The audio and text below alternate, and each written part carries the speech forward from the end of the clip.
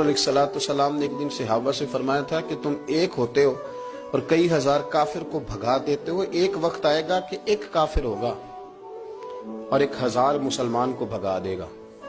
اس بیماری کو خاص توجہ سے سننا اور اس کی وجہ بھی سننا کہ بیماری پھیلتی کیسے ہے، بس اس بات کو کبھی نہ بھولنا، یہ نفع دے گی۔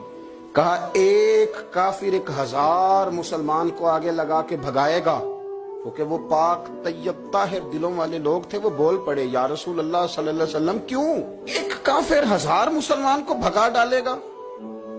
کیا وجہ ہوئی، کیا ہو جائے گا؟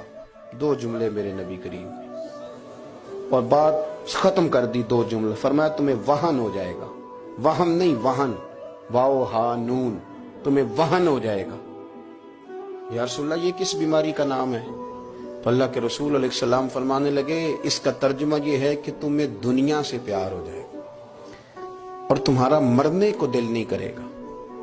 دنیا سے پیار کرو گے، موت کا لفظ آئے گی تمہیں کراہت آئے گی، کراہت، حالانکہ مرنا پکی بات ہے، لیکن تمہیں جب موت سے کراہت آنے لگے اور زندگی سے پیار ہو جائے پھر کافر تمہیں بھگائیں۔